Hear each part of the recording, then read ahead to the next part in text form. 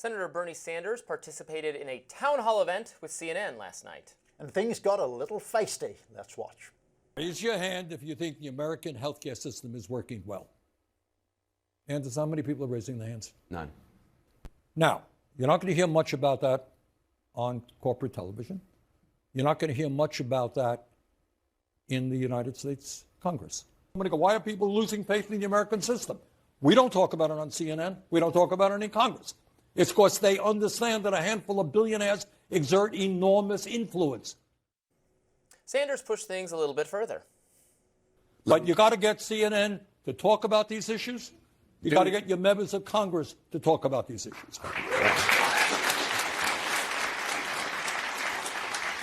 We're literally talking about it right now. Yeah, but I'm forcing you to talk about it, Anderson. Bernie also railed against President Trump and his approach to allies like Canada. But, you know, we want to be a model to the world. We want people to look at us and say, we want to be like the United States. Not, oh, God, United States, what are they doing? So when you have a president of the United States who goes out of his way to insult the prime minister, he calls him governor. Oh, by the way, you're a Canadian. We're going to make you the 51st state. You're going to be pro Bernie, Robby. I'm on I don't know. I guess I'm. Maybe that's what's expected, but I think I would be a little taken aback if I'm being accused of, not platforming Senator Sanders' ideas and talking about healthcare when if I was literally in the act of doing that just now. Yeah. So I don't know that that's, I am the last person on earth to defend CNN. But I don't know that that's an entirely fair charge. You could say that if you consume all of their coverage, that I would probably say it's too tilted toward just anti-Trump, anti-Trump, anti-Trump, anti-Trump without maybe an in-depth analysis of all times at the issues. But yeah, Bernie wants it to just be discussion of wealth inequality and the healthcare system, and he wants it to be all that and nothing but that. Maybe you can make a credible argument that it's not tilted enough in that direction. I don't know that it's true that those things are never discussed on CNN or on cable news. Do you know what I'm saying? Well, it may not be true that they are never discussed, but I'm much more favorable to Bernie's position than you are, both in terms of the actual policy, but in terms of the media critique. Look, the reason he raised it was that Anderson Cooper was trying to get away onto a different topic, and Bernie, being Bernie, was like, no, let's get back to this stuff. Now, obviously, CNN and MSNBC and Fox and Rising are in the business of getting viewership, getting the biggest audience possible, all of that. But the point, I think, is well made, that oftentimes that takes people down kind of trollish avenues or insubstantive avenues, where it's just like, well, let's ignite outrage about something that is not of particular import. And I do think that Bernie does have a point. I mean, when you look at opinion polls that ask people what are the most important issues facing you and your family, it is often things like healthcare, education, employment, obviously, inflation. And those things don't really get substantively discussed a lot of the time on cable news. Something like the minimum wage, things like access to healthcare, they are very marginalized in media coverage relative to the very salient importance they have to people's lives. I think where coverage is most obviously slanted is how much foreign policy coverage there is, particularly on cable news and CNN in particular, compared to how much interest there is among viewers of the American people. Even if I'm not even saying if it's coverage that I disagree with necessarily, although I think there is a slant to it that I disagree with, or that has a presumption of good faith in military planners and American might and all of that. But just granular updates and everything's that's going on in our conflicts abroad. That, to your point, when the American people, it's not that they're disinterested in that necessarily, but they're more interested in meat and potatoes economic issues, inflation, and yes, the things that they have to spend more money on, the healthcare system, the education system, et cetera.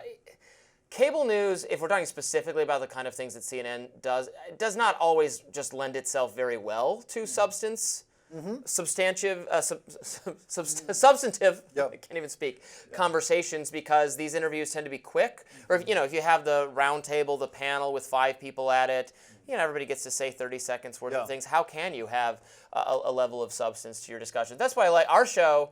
Well, we're still a little bit confined by the format. We talk for about 10 minutes Yeah. a segment. That does allow us Yeah. a somewhat greater level of substance than you get in maybe your average cable news segment. Now, the possibility to have really long conversations in the 3-hour Joe Rogan-style podcast yeah. environment is really promising, I think, and Bernie Sanders has really availed himself and understands that format, likes to use it, likes to talk about his issues for great amounts of times. He was on Lex Friedman, I think, fairly recently, right, and was giving quite as you do in that format, extensive view of his beliefs. That said, I don't agree with his policies. I don't think the policies he recommends would make our system better. Although I'm no defender of our current system is a mishmash of various government-controlled and non-government controlled in a way that seems to not satisfy anyone. And the mere fact that we spend so much money on our healthcare system relative to other countries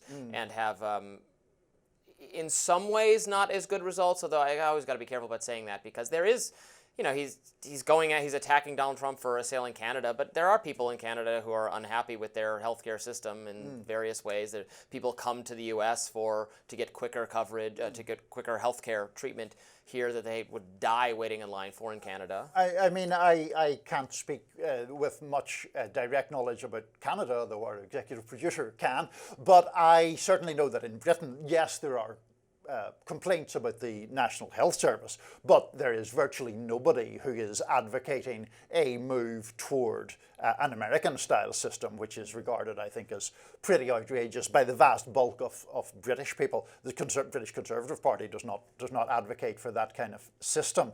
But I think the broader point here in relation to the critique that Bernie was making, like you were saying, you don't agree with his views, which of course is fine. But like watching cable news, how much coverage would you actually get of what Bernie Sanders believes? I think people on the left of the Democratic Party tend to be marginalized even on the channels that you would deride as liberal. And so oftentimes, and this is actually broader than cable news and goes into sort of DC journalism, there's a particular class of sort of punditry which purports to be analysis, but will never say anything that makes established and often very rich and powerful interests that uncomfortable. And so even on the liberal side, you have quite a lot of people who get quite a lot of prominence on cable news who would deride the Bernie or AOC model in favor of a sort of more Hillary Clinton-ish model. And I think that's unfortunate as well. I think that's completely fair. And from the start of the Bernie phenomenon, I too noticed, and not as an insider to it in any way, or as someone who is on the liberal side or the Democratic side, even I could see how ridiculously he was treated by mainstream media, the Democratic Party, liberal pundits, relative to his obvious grassroots appeal, his appeal in some cases to people on the other side of the political spectrum. He was derided as some lunatic by Hillary sycophantic media. That was pretty bad. I don't know if that's as bad these days, but maybe it is. I don't know.